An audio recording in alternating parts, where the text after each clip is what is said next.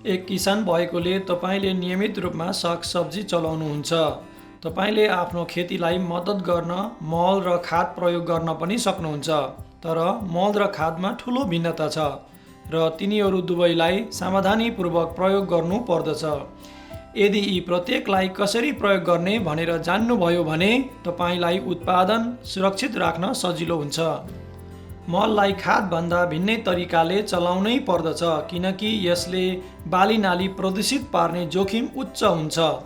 कारण यो हो कि मल चाहिँ जनावरहरूको दिशा पिसाबमा आधारित हुन्छ र खाद चाहिँ बोट बिरुवा मार्फत बनाइएको हुन्छ।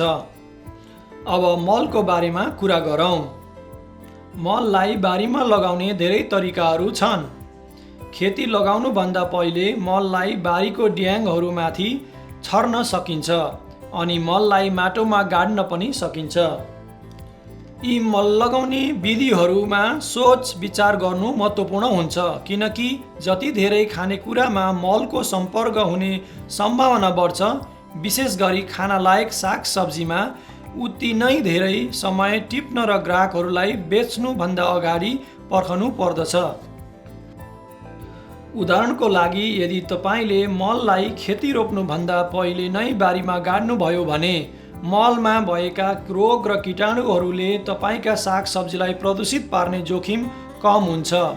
यदि बोट बिरुवा रोपिसकेपछि ड्याङहरूमा बोट बिरुवाका छेउछाउमा मल लगाउनु भयो भने बोट बिरुवाहरू प्रदूषित हुने जोखिम उच्च हुन्छ। यी तरिकाहरू प्रयोग गर्नुभयो भने सागसब्जीलाई टिप्ने समय अवधि बदलिन सक्छ। मल लगाएको खेतीको खान योग्य भागले जमिन छोएको छैन भने कम्तीमा पनि 90 दिनसम्म टिप्नु हुँदैन। जस्तै मकै, टेवा लगाइएका गोलभेडा अथवा ब्रोकली र मल लगाएको खेतीको खान योग्य भागले जमिन छोएको छ भने टिप्नु अघि 120 दिनसम्म पर्खनु पर्दछ।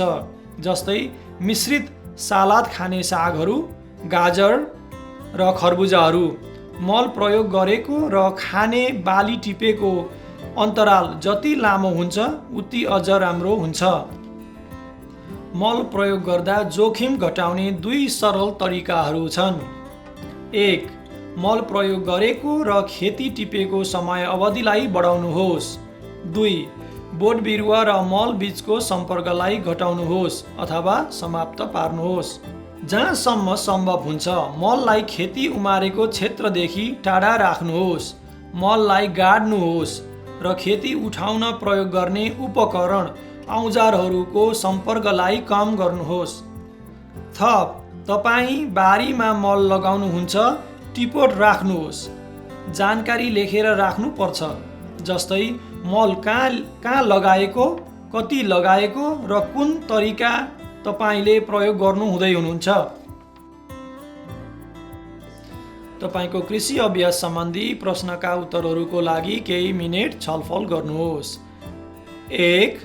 तपाईँ अहिले बारीमा मल छर्न कुन तरिका प्रयोग गर्दै हुनुहुन्छ। 2. तपाईले बारीमा मल छर्न र खेती फलिरहेको वा टिपेको दुवै काममा प्रयोग गरिएका उपकरणहरू सफा र निर्मलीकरण गर्न आवश्यक छ कि छैन।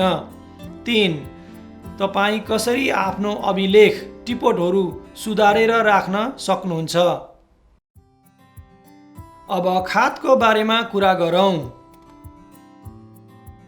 खाद चाहिँ मलभन्दा कम जोखिम हुन्छ, तर अझै पनि खतराबाट हाम्रो खेती प्रदूषित हुन नदिन व्यवस्थापन गर्नु पर्दछ।